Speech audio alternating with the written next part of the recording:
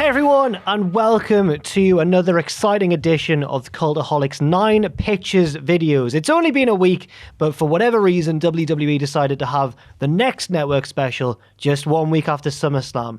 It's Payback, and I couldn't be more excited. How are you two? Ross, how are you?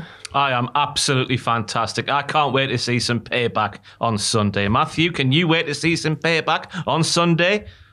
I absolutely cannot wait for Payback because, like everybody else, I'm on the ball with wrestling. I work for Cultaholic, most prestigious wrestling video company on YouTube. Of course I knew Payback was this Sunday. Why wouldn't you know this? Why would you think it would be a silly thing to have a show the week after SummerSlam? It's the tagline for Payback, isn't it? You'll never see it coming. It's for Payback this Sunday, isn't it? No. Oh, so what we're going to do is, because we've got 4 whole matches to talk about, so we're going to have 9 pitches. I'm assuming there's going to be quite a few more announced on SmackDown by the time we get to Payback on Sunday. But we're going to, if you've never seen a pitches video before, we're going to go around in a circle. It'll start off with Ross, then Maffew, then myself, and we'll go around 3 times, and in the end we'll have 9 pitches. And I forgot to do this catchphrase last time. Remember... No, we need to address this. Richard Tubman was given clear direction as to what to do with that in unison catchphrase last week, and he didn't bloody do it. You asked him to put we forgot to do it last week, didn't we? So you asked him to put like a cold open. Yeah, you asked to put it at the start of the video. He didn't do it. I hope he's listening right now, because that sort of unprofessionalism, it's easy for me to say, unprofessionalism, it'll get him fired, it will. It will. Now, I can't remember where I was now after that. Oh, yeah. So, just say the catchphrase. Yeah. So remember, it's not what we think will happen, it's what we want to happen. Hey. Can't wait. Ross, do you want to kick us off? Why, yeah, if I have to, yeah. I could easily just sit here and say, give Keith Lee some better music and give him his old attire, but I think that's just an easy way out for this pitches video. So I'm going. I could even do that Alexa Bliss pitch I did for the SummerSlam video, but that would be lazy on my behalf as a content creator here on YouTube. I don't know why I said like that, but I'm going straight for the Universal Triple Threat. Between Roman Reigns, who's come back with a head that was very different from before. The teeth, the beard, everything about him is absolutely fantastic. There's Braun Strowman and there's Bray Wyatt. We get to the closing stage of the match, and guess who rocks up, everybody? Have a guess. Who rocks up towards the end of this Universal Championship match? Can I have a guess? Go on, then. Alexa Bliss? No. Okay. Maffew? I don't think Maffew's going to rock up. I'm asking Maffew what his pitch is. Given that Roman's improvements, Britt Baker? That's a clever one, but no, it's not Britt Baker. It's bloody Retribution, everybody's favourite stable in WWE history. Retribution surround the ring. This is at a stage in the match where all three lads in the match are sort of down, and they see Retribution and they think, bugger, we're on for a fight here. So they're all sort of getting up like Ric Flair is just before the super kick at WrestleMania 24. They're ready for a fight. But then the camera goes to Roman Reigns' face, because obviously it will. It's what we love to do in WWE, is film that beautiful head of Roman Reigns, and he starts laughing. And Michael Cole on commentary is like, why the bloody hell's this man laughing? Obviously saying that a lot more excited than I just did there. And then Retribution start to undress very saucily, and they reveal t-shirts that read, "Wreck everyone and leave." That's why Roman Reigns is laughing, everybody. Retribution then dismantle the Fiend. They dismantle Braun Strowman. And then Strowman obviously, I don't know, takes a spear or something like that, eats the pinfall. Roman Reigns is now your Universal Champion. Roman Reigns, more crucially, is now a dirty, bloody heel. And yeah, we leave Payback as Roman Reigns is your heel Universal Champion. Mainly because I am absolutely terrified at how The Fiend might lose the title for a second time. It was disastrous the first time. It might be disastrous again, and it's that fear that's sort of behind this pitch. But the pitch doesn't end there, because Roman Reigns, heel, surrounded by his Retribution pals, he's doing all sorts of heelish things. And he says, "Pals, we never find out who Retribution are. Lads and lasses, you've done your job. I never lost this Universal title. I have got my Retribution. Your job is done here. Go away." We never find out who Retribution are, because Though out of those rumoured as being Retribution, I don't think any of those people fit the sort of Retribution mould and what that might be. So rather than putting square pegs in round holes, I'd rather just see that go to one side and never to be talked about again. But then, who's been leading the charge on Smackity Down against Retribution? Big E Langston. Only bloody Big E. So down he comes and he's like, Roman, I thought you were better than this, you wanker. I'm going to challenge you for this title. And that's where we set off through autumn. Heel Roman Reigns, face Big E, fighting on behalf of WWE and the watching WWE Universe. And there you go, there's me pitch. Well, that was a well thought out pitch. Have you only thought of these? Because I only thought of these today.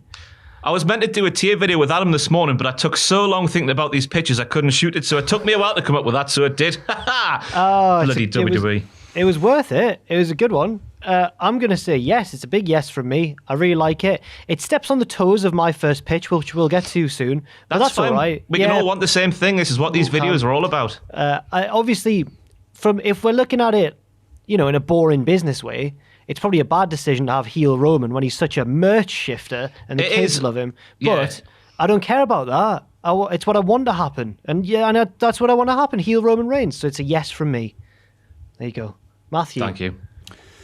I'm half in because I like the idea of Reigns versus Big E and Big E getting a big push against this one bad guy. But bad guy Roman, I need my retribution from having to vacate my title because of that life-threatening thing I had happen to me and then never wanting to appear on... I've got that wrong, haven't I? No, sorry. That's not what happened. That was a few years ago. But he vacated it, though. He did do that. He vacated because... Yes, that's right. I think I got the two things mixed up. I apologise. Yeah, him... I'll accept Roman Reigns as a heel right now is really far-fetched because you can't not like the guy, can you? After everything he's done, everything he's been through, the sort of natural transition to this Roman Reigns being a godly figure, I'm on board with it. I love Roman Reigns. It was great to see him back. But I want to see Roman Reigns heel, and I don't want to go through, John Cena, which every single year it's like, oh, he's going to turn heel now, is he? Let's do it now. Why the hell not?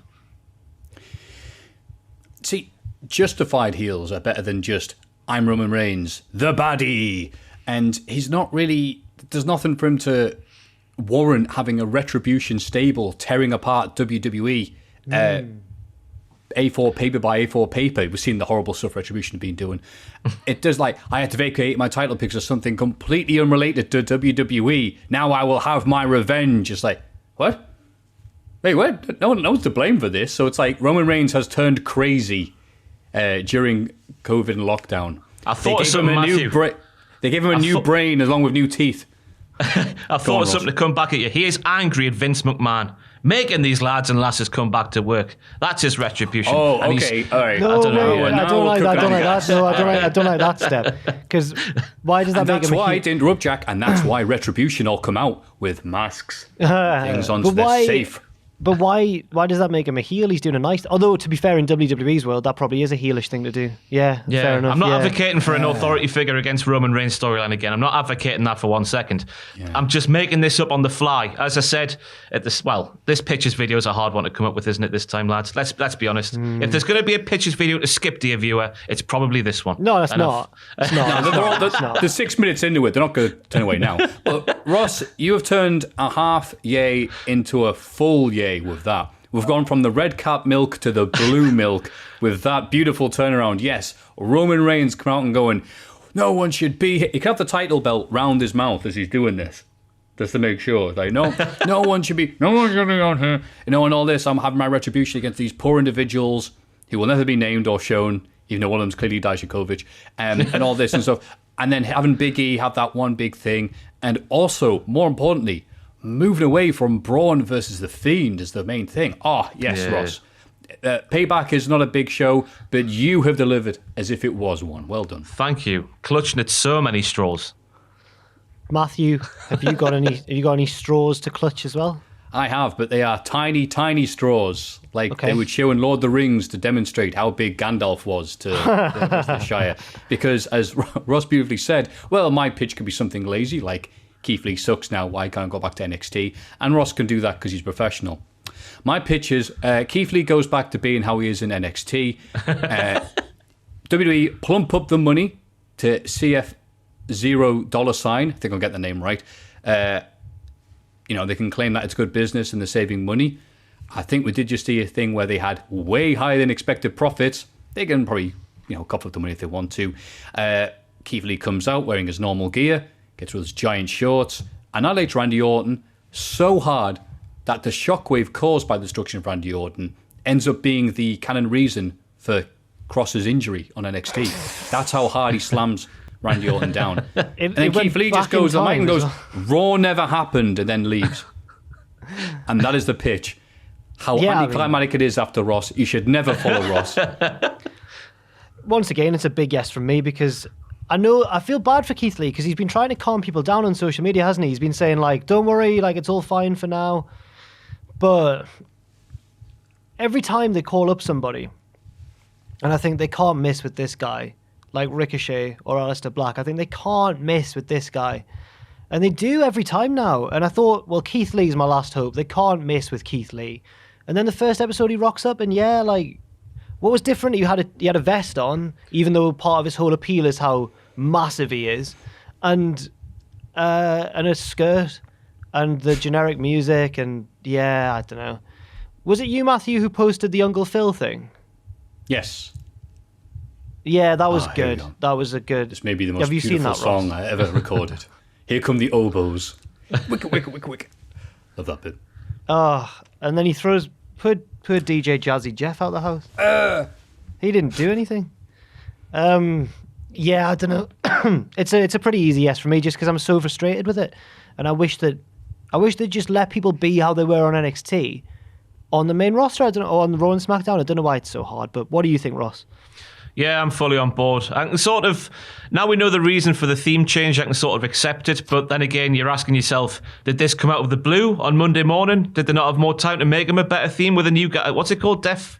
Somebody that got employed now to make the music for the superstars. Can't remember who it is. It's always good when the music guy has the word death in their thing. But the attire change just baffles belief. If it is just like Vince McMahon going, "Oh, Keith, you're a bit too big, Bonnie lad."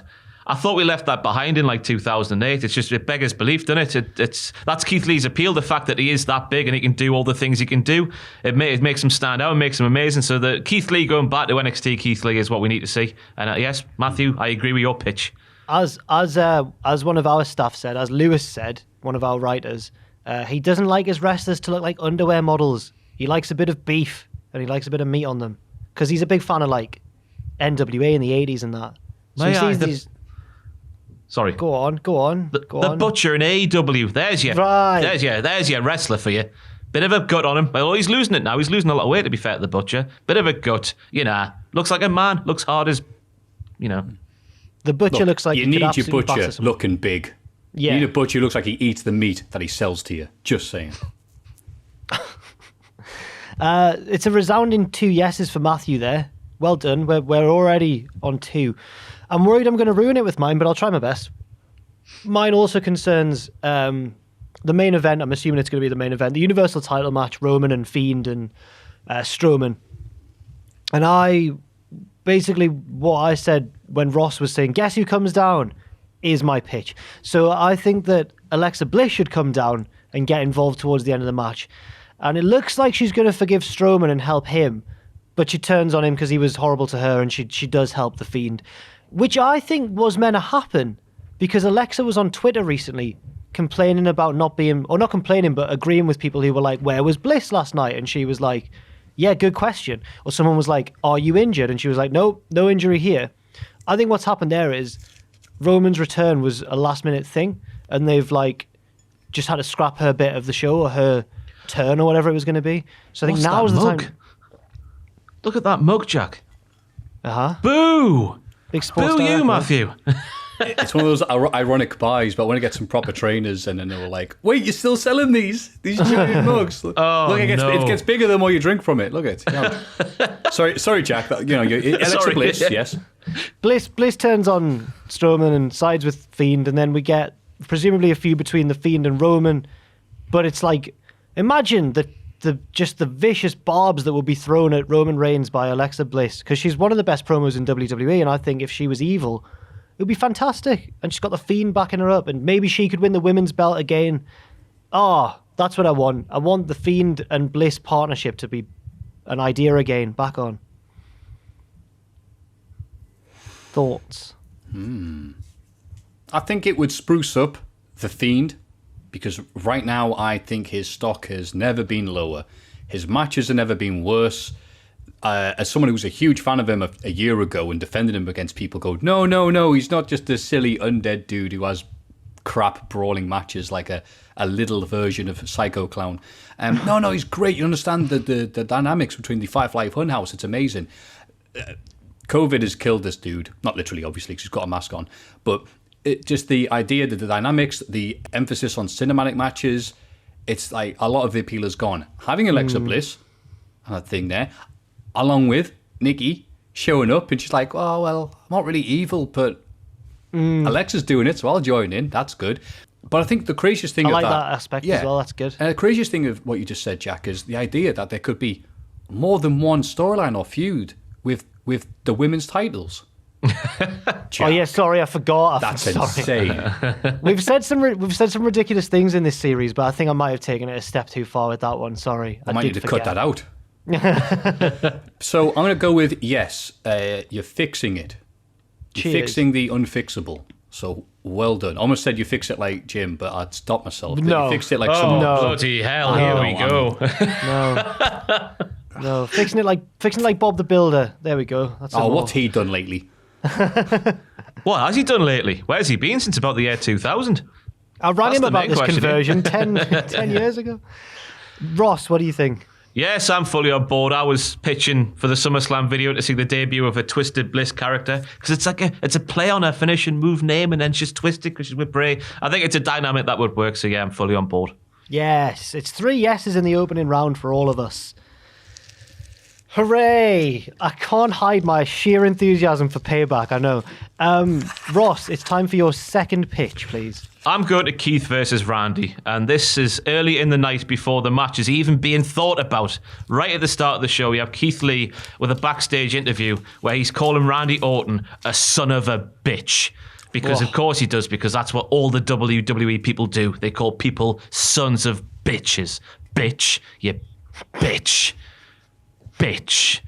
He's saying to Randy Orton, I'm going to stop that now. You kicked my pal in the head. You kicked him in the head 3 long times. And you've gone and you've done it now. You've gone and made a big mistake. And I just can't allow for you to think you can just walk away. So I want our match Randall Keith. I want it to be a no disqualification, falls count anywhere, all the bells and whistles. I'm going to make you pay, you bitch. I'm going to get payback for my pal Drew. He was not here because you kicked him in the head 3 times. And obviously Randy Orton accepts because Randy Orton... That was a great promo. Sorry, that was fantastic. Cheers. It's really WWE 101. You just say bitch lots of times, don't you? Anyway, Randy Orton accepts because he's a massive bastard. Of course he does. Keith Lee comes out wearing his new thing, his entrance jacket, his little...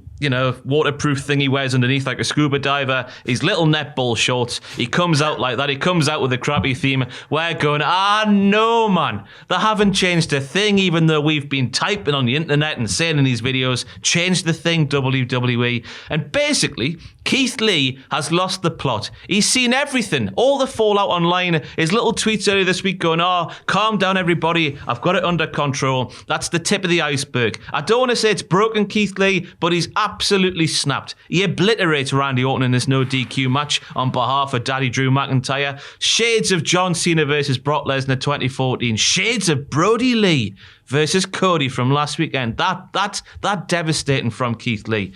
And then after the bell, Keith Lee won't stop. All the officials come out. They do the typical, what are you doing, man? Stop it. That big, bald fella, Adam Pearce, he's at the front of it doing some fantastic acting like he always does. We get backstage and there's a confrontation happening. Vince McMahon, the promoter of WWE, cannot believe what he's seen from Keith Lee. And Keith Lee just goes up to Vince McMahon and he says, Vince, you're not going to make a mess of me like you've made a mess of my pals from NXT, you bitch. And then, and as he's saying that, he's taken off the silver entrance jacket. He's taken off the scuba diving thing. He's taken off the netball shorts the net ball shorts. He's taking it all off right in front of Vince McMahon, revealing his old NXT attire. No, he's not getting naked, and he's saying, "This is who I am, Vince McMahon. This is me." And that is one hell of a babyface promo, and that rectifies the bollocks we saw on Monday Night Raw. I know I said at the start of the video, I could just say, let's get Keith Lee back to looking like he did, but I wanted to just, put a story in front of it. A devastating performance from Keith Lee, because that's another thing that a lot of people sort of didn't make a big hoo-ha out of on Raw, is the fact that during that match against Randy Orton, he was sort of shunted to one side because of the Randy Orton versus Drew thing, which I didn't like as well. First night on the job, he shunted to one side to make room for somebody else's stuff. I want to see him being made of a big deal. And that sort of performance, I think Randy will be on board. I think he will. Maybe. Hopefully. I hope he is anyway, for the sake of this pitch. Yeah, so we've rectified. Need to be. Well, yeah, Keith's going to do it whether he wants to be or not. Yeah. I just meant because it's not what we think will happen; it's what we want to happen. Oh yes, of course. I'm trying to put some sort of semblance of thought into this. Anyway, yeah. So Keith Lee said that to Vince McMahon. He's just stripped himself down. Boom, there you go, Vince McMahon. Take that, you bitch. And then we're off to the races with Keith Lee, sort of forgetting everything that happened on Monday Night Raw. It's like Maffew's one on steroids, isn't it? Yeah. I was thinking that when Maffew was speaking. I was like, bog. I should have done that one first. It's a yes. It's a yes from me then, because I gave a yes to Matthews. How can I not give a yes to the angry version of it? So I'm going to do that. I just think we can make a positive out of the very negative on Monday Night Raw. So let's do that. Fair enough, Maffew. Well, I feel like Jim the Anvil Neidhart trying to follow Bret Hart after Ross, but that's just because you've got to give it a yes or a no. I'm leading up to that, you guess. Sorry, I thought you were doing your pitch straight away. Oh, no.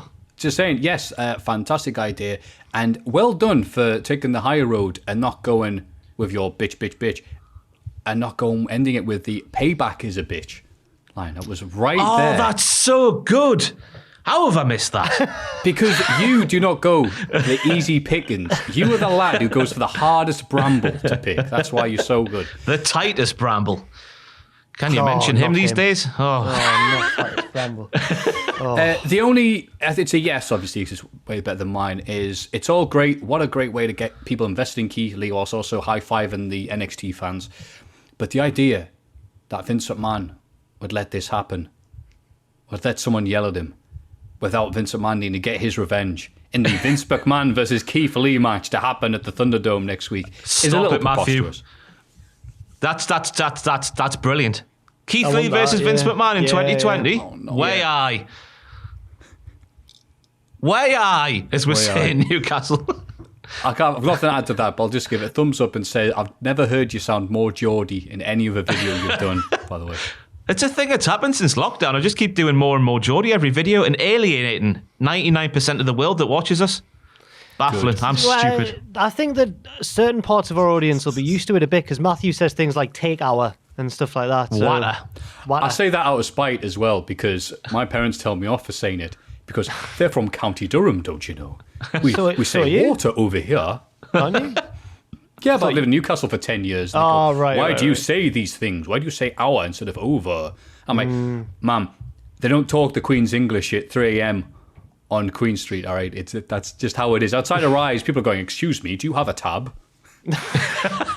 Anyway, I digress. Oh, it's my pick, isn't it? Sorry. Yeah, it's yours. That's why I thought you were going to interrupt me. Well, because Payback comes a week after SummerSlam and there's not really much happening, someone actually sent one on Twitter.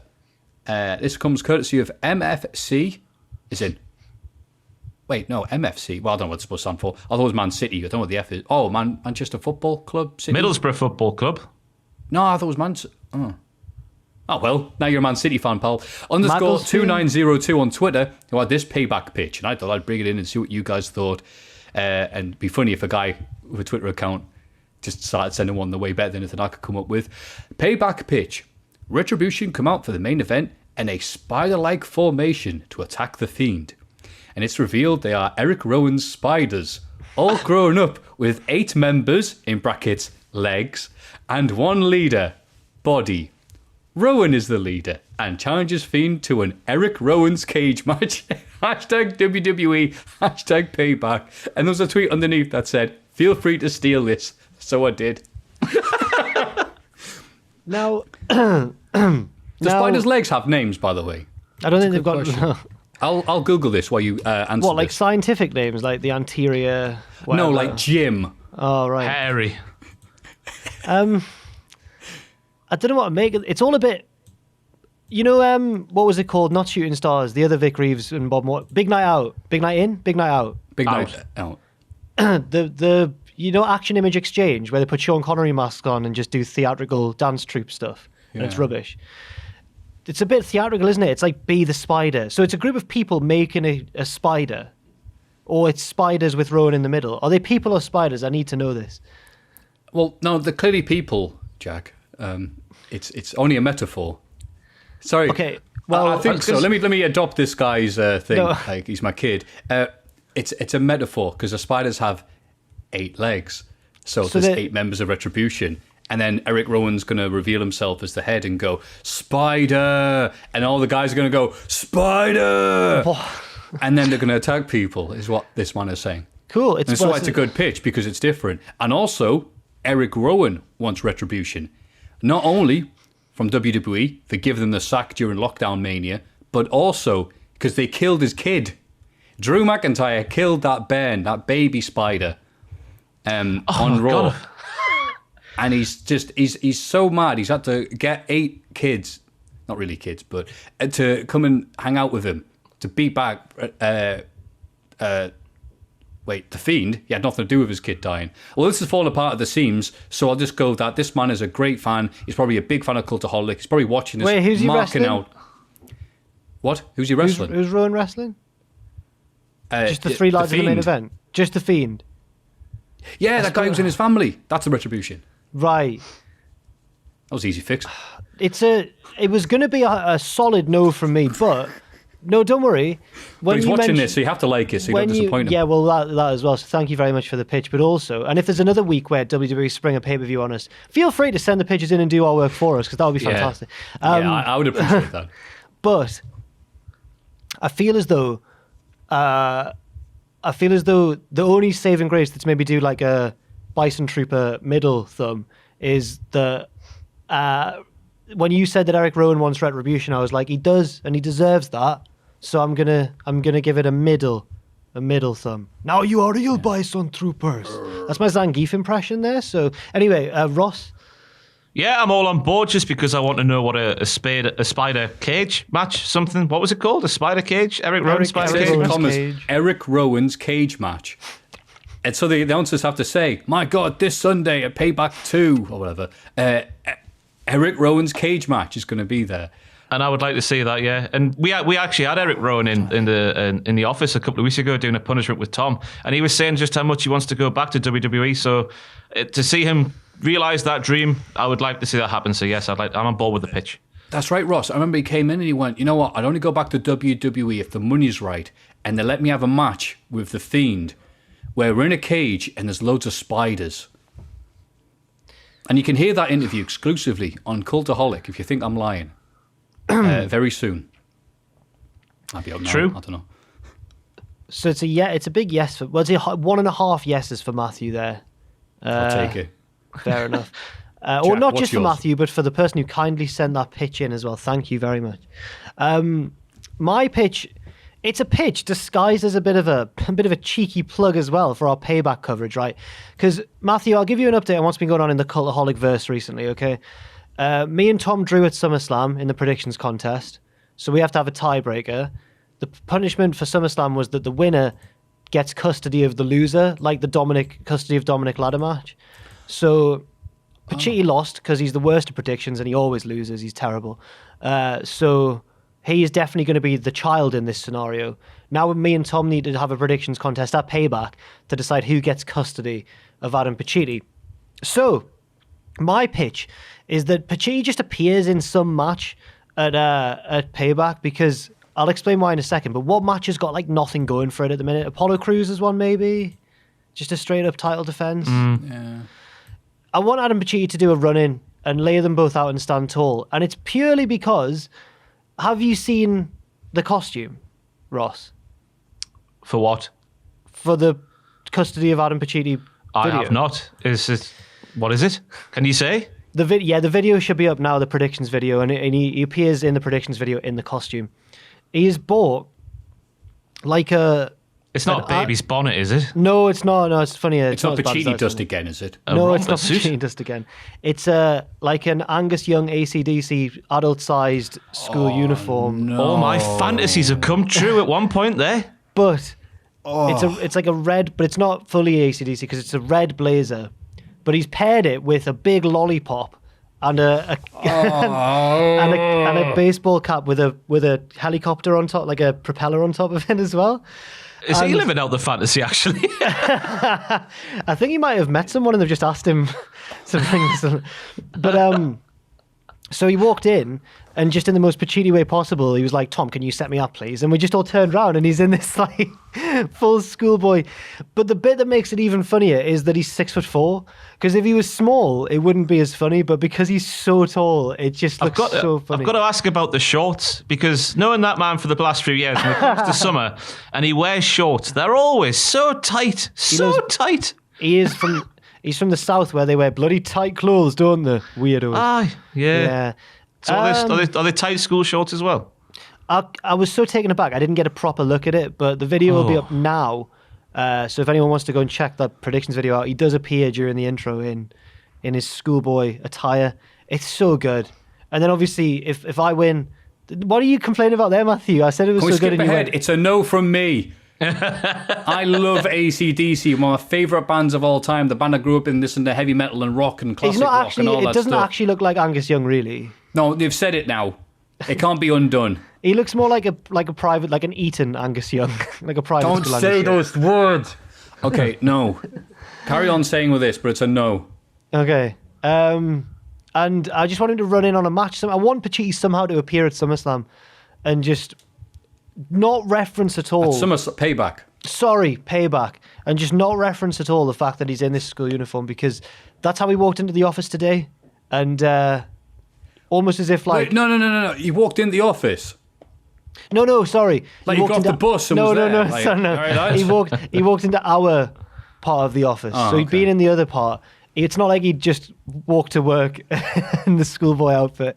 He'd have gotten some funny looks when he went through the big market, I'm certain. So I just want him to turn up. The pitch isn't that in-depth, but I urge everybody to go and check that out. We already know it's a no from Maffew. But Ross, having not seen it, but you seem to have a pretty good idea of what it's like. What do you think? It's the tight shorts, Jack. I can't get the tight shorts out of my head. Every summer, it's the tight shorts that take over. Cultaholic. Anyway, yes, because the exposure, it would bring our company. So fully on board with that. We've gained so many new thousands of subscribers on YouTube, captivated by Adam in a schoolboy's outfit. Yeah. Oh, good. Thank you very much. I'll have 1,000 new followers and we'll lose 5,000 as a result. Fantastic. Maffew, what's your favourite AC/DC song? AC/DC. AC/DC. Oh, that's Eton, right. This is the Adam Pacitti universe of AC/DC we're living in. All of them. No, all of them apart from one that Pacitti likes. To be fair, they do all sound anything the same. From Back in Black, well, or Highway to Hell. Anything from the Bon Scott era is amazing and timeless. So I thought you'd be a Brian fan because he's from a. I mean, of course, but I mean, you can't say that Brian's had a more. Okay. Wait, I'm trying to word this. I'm going to bury myself. The Bon Scott did nothing but classics. Brian Johnson has had an amazing run with AC/DC, but there are a few duffers while he's been there. So that's what I'm trying to say. Fair enough. Mine is probably TNT's a good one. Has he gone? I think we've offended him so much. Have I gone, lads? No, I can still see both of you. Hello? Oh, well, let him talk to himself. It's all right. I like AC/DC. Jack's saying they all sound the same. It's criminal. They do all sound the same. Oh no, they have the exact same match structure. So if you like NXT, you'll love AC/DC. Yeah, it's true. Just saying. I remember people were saying that the theme tune for Dynamite should have been TNT because it's on TNT as well, and it would have been. Do you remember people saying that they've had AC/DC for SmackDown just to spite AEW, so they couldn't use? And I don't know who made that. I don't know what correlation there is there, but I don't think that's right. They're just asking if we're ready for a good time. Yeah. And, judging by our reception on the podcast every week to SmackDown, it's not being received well. No. We are sometimes, but not very often. True. The Northeast versions, are you ready for a naff time? It's like, whose turn? Ross, it's your third. Me. It's your third pitch, please. I need to read this out just to make sure I get it right. I'm going to do a Sam, because when Sam comes on these videos, he gets the script out, doesn't he? He's very theatrical. I've just knocked the microphone. Anyway, I'm going to move on. I should point out very quickly that I'm sure that about half the time wait, is Sam editing this? Because he's going to get cross if I say what I'm going to say. Oh, he's going to shoot on Sam. Go on. I was going to say that there's been at least two occasions where Sam's been on a Pitches video and has definitely got the catchphrase the wrong way around and starts saying what he thinks is going to happen, and then he tries to. If you noticed this as well before. Yeah. So Sam, remember, it's what you want to happen, not what you think will happen. I hope he's not editing this now. Oh God, he's going to be so angry. Ross, go on. So just to preface this, earlier this week I was in a YouTube wormhole watching some wrestling videos, and up cropped a promo package from, do you remember the Hacker from a few months ago? And it was the one where he played a voicemail from a lady who said, where's the quote? God, I've lost it completely. The lady said, I'll tell you, oh my God, my phone. The lady said, I'll tell you one thing, Payback is coming, and it's coming real soon. Now, that was about 3 months ago, that aired on Smackity Down. So the soon part is completely out the window already. But he says Payback, and what are we here speaking about right now? We're speaking about Payback. So I've put that link together there quite brilliantly, because that's a word that's been used for an event on Sunday. Anyway, the Hacker, through the night on Sunday. This is surrounding the Hacker. The Hacker is coming back. I'm not giving up on the Hacker. They can't just put that to one side and forget about it forevermore. So this Sunday, the Thunderdome, we saw some questionable things on Monday Night Raw that were terrible. And, you're an arsehole if you did it. You're just ruining the fun for the people who just want to have fun, and you're a prick for doing so. Anyway, throughout the night, eagle-eyed viewers might spot certain squares on the Thunderdome set changing to like backstage things. CCTV footage involving WWE superstars just dotted in around here and there all the way through the night. Just to catch the eye of the viewer. I'm telling you, I worked really hard on this pitch. I really did. Anyway, maybe one square is taken up by some CCTV footage that is revealing Vince McMahon's recent birthday party. Yes, I know all my pitches have surrounded Vince McMahon, but I'm fascinated by Vince McMahon even more after watching the footage of him falling off that thing and making Gronk look like an absolute numpty. That was fantastic, wasn't it? Anyway, what was the oh my God about? Are you sick of me already? Is that happening again with the last Pitches video? No, I'm saying oh my God because that video with Vince jumping off the thing. That's a good save there from you, Jack. Yeah. Anyway, it's true. It's the truth. But I realised that as I said it, I checked that the webcam was still in the right place, so it looks like I've just done a big oh my God, look to the audience thing, which is weird. But yeah. Anyway, one of the CCTV footage we just see, it's never referenced, we just see it on the screen behind the ring, on the hard cam, opposite the hard cam side, is from Vince McMahon's birthday party where the Hacker was a fly on the wall, and we see every single trope you would expect from a Vince McMahon birthday party. We see the weights, we see the protein shakes, the protein bars, the cocaine, the strippers, everything. Everything is revealed from this little thing in the back of the shot there from Vince McMahon's birthday party. Triple H is there recreating his little Katie Vick thing, but with some inanimate object instead of a doll thing that Katie Vick was played by. It's all very dark. It's all so dark. Vince McMahon then clocks this happening, and he comes out to confront the Hacker. He's claiming this is doctored footage, by God. This is not real, this, that, and the other. And then, in the Thunderdome, rises from behind the LED board things, one Pat McAfee. Pat McAfee. Word. Pat McAfee is revealed to be the Hacker. And I don't know where this came from, to be honest with you lads. But Pat McAfee, when he sits there on his podcast and the setup and he's got the stuff behind him and the brand he speaks about and how he's a millionaire in several different sectors, I keep saying it wrong. I'm sorry, everybody. Pat McAfee as the Hacker is just a shoe that fits, in my opinion, so I'm going for it. And he was fantastic at TakeOver. And he's been saying that Triple H has sort of gone quiet. I don't know if it's real or not. It's probably not. He's a wrestler now. Triple H has gone quiet in terms of what his in-ring future holds in NXT. So he's going to shaft Triple H to one side. He's going for the big dog himself. He's going for Vince McMahon. He's revealing stuff about Vince McMahon, and that's how he gets himself a job on the WWE, the main roster, not NXT. I'll tell you, this Pitches video was the hardest Pitches video to come up with some things, and I think that point there has just proven it with Pat McAfee being revealed as the Hacker.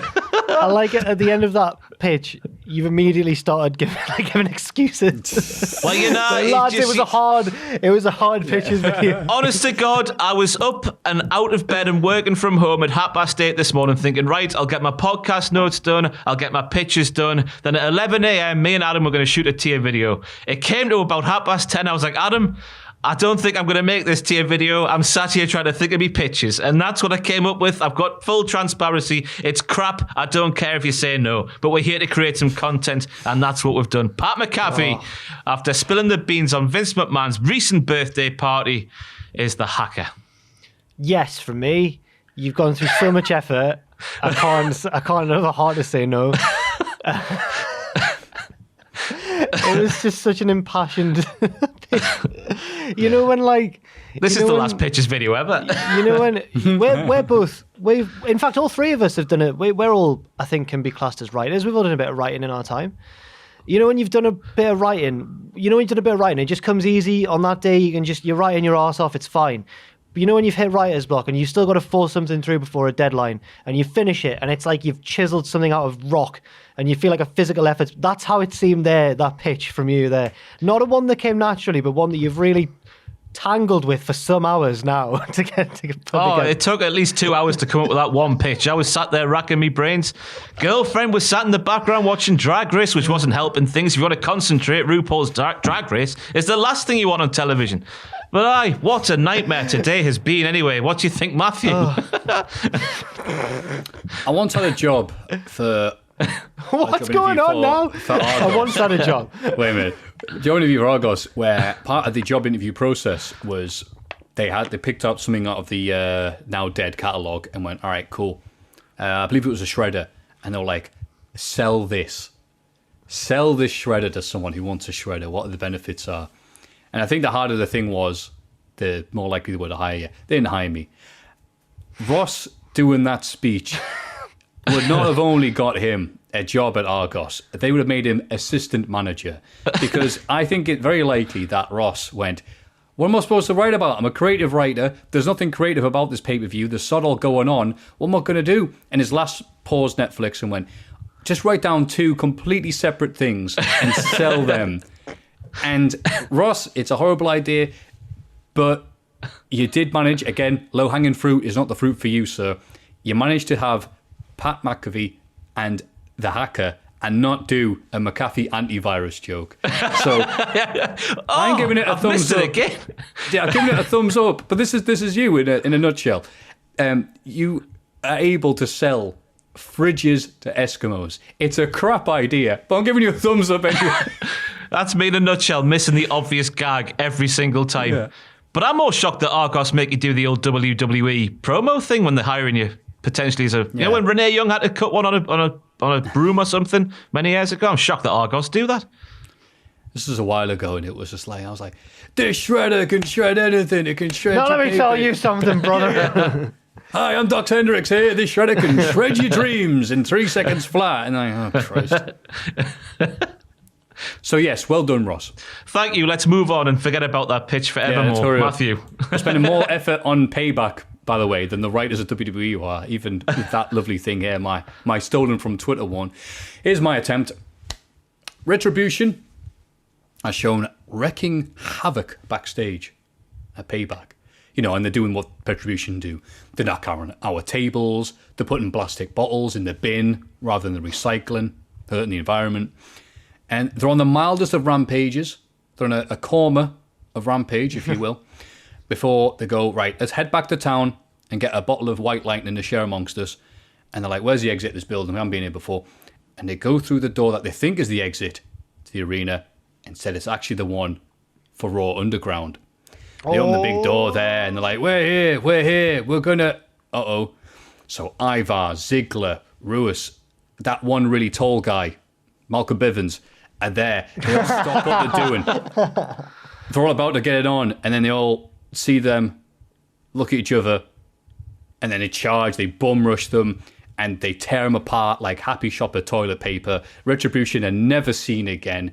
Raw Underground go back to sparring. No one ever mentions Retribution. It's never a thing again. Until months later, Wade Barrett is talking on a match. It's like Drake Maverick versus somebody on NXT. And Wade Barrett happens and goes, by the way, I was going to be the leader of what I called the new Nexus. But after they all got killed the week I returned, I decided not to say anything and collect a paycheck. And that's retribution. That is it. It seems very weird to have this bloody angle going on where not only are they bloody crap, there's no agenda, there's nothing. It's just people going, ooh, rampage. And I guess we're supposed to imagine the rampage, along with the hacker storyline, the two storylines that are going to collide at some point, or they're going to merge, or they're going to trip over each other. And I think they should just be written off and never talked about again, just so we can have Ross's pitch of Pat McAfee, Internet Warrior. Yeah, I mean, it's another yes, isn't it? He's done it again. You've kept it. You've basically, what's happened here is you've got the central idea of killing off retribution, and you've just found a way to do it. And I think that I can't really give it any more thought than that. It's just a yes from me because that's a good idea. Ross. Yeah, I want retribution gone. My way was significantly worse than that way, Maffew. So it's a full-on yes from me. Oh, wait, no, wait. And then a giant spider eats the remit. Oh, no, man, I'll leave that. I'll do that next time we do this for Judgment Day, 2 weeks from now. What is the next pay-per-view? Anyone know? No. I'll check while Jack gives us his last pitch. My last pitch is because obviously there's not that many matches announced, and I feel like apart from the main event, the Universal title match, are any of them SmackDown matches? I guess the women's tag titles are multi-brand, but I think it's mainly Raw so far, isn't it? Because we've had Raw this week and not SmackDown at the time of recording anyway. So I've just come up with a new SmackDown match. I was trying to think of which new SmackDown match to have on the show. At first, I was trying to do like AJ Styles versus the Monster Abyss, because Joseph Park's there. AJ's been bullying him a little bit. He just comes out at Payback dressed as Abyss and just black hole slams. They can probably have a class match because they've probably known each other for like years and years in Impact, in TNA. So that was my original pitch, but it was just too sensible. So instead, do you remember the Legends Battle Royal at WrestleMania? Was it X7? Yep. Yes. Yeah. Just have like a SmackDown Legends Battle Royal to decide who's the champion of the King of SmackDown or whatever. And I was thinking like, Oh no, it's a fantastic idea. I was just fantasizing about who could be in this battle royal. Well, that's what I'm thinking. Yes, that's exactly. You've got it exactly. Simon Dean being the Yes, yeah, and obviously like some lesser names like Batista and Undertaker and stuff. But mainly the MVP can move over from Kenzo Suzuki. Yeah, was Jimmy Wang Yang SmackDown? Jimmy Wang Yang was SmackDown. Jimmy Wang Yang. Gemini. Funaki. The Dicks. Funaki. Eric Escobar. Hey, advancing. Is he alive? Mordecai. Did you just say Mordecai, Maffew? I said Kazani. Oh, Mordecai, Kazani. But I think the winner. Now I'm glad we're already on board with it. The pitch has gone better than I could have possibly imagined when I thought of this.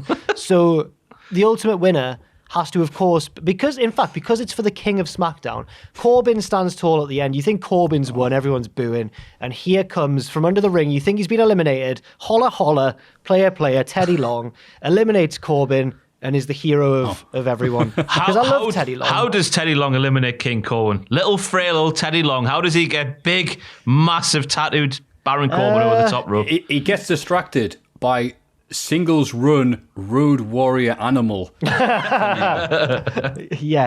There you go. That's I think it's going to be, I don't want to sound too arrogant, but it sounds like it's gone down really well, actually. It's a thumbs up from me and Tatanka's heel run. It should be the main event, if not maybe the semi-main event at absolute worst. I think the women's tag match might be the only more monumental match on the card so far. Fair enough. Yeah. Well, I'm delighted that it's. What a way to end the pitches video. We just all seem to be on the same page instantly. That was my favourite pitch I've ever done. Even better than the one that got on the squared circle. That I felt really cool. Which one was that? It was about a pre-show match. Ray and Andrade was on the pre-show, and I was like, they should just wrestle past the pre-show, and they start the main show with that match in progress. And then I got on squared circle, and for a day or two, I felt really internet and cool. But then, I realized I'm not. But no, yeah, we've ended on a high. It's a yes, a double yes for me. And I haven't got any more thoughts. Are you looking forward to Payback? I don't know. I don't know what to say about it. As we're sat here now, Jack, it's a thing that's happening, and we're going to do some work on it, and that's all I've got to say. I'm just a robot at this point that watches wrestling and thinks of funny videos to put over them. That's it.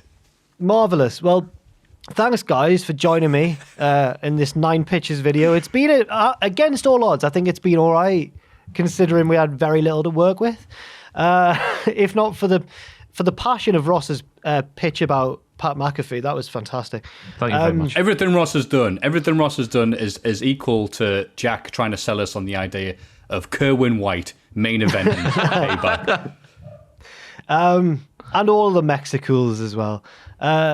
Thanks to you, everyone, as well at home for watching. Leave your thoughts on these pitches. Leave some pitches of your own in the comments section down below. Don't leave your thoughts. don't leave your thoughts, but leave some of your own. Just know we're all very, very sorry. Yeah, we are, as always.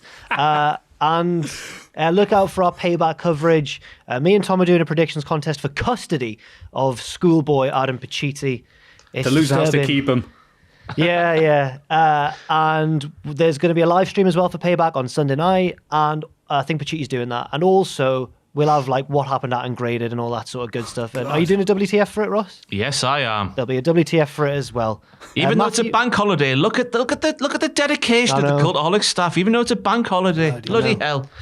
Maffew, anything to plug of your own? Nah. Right.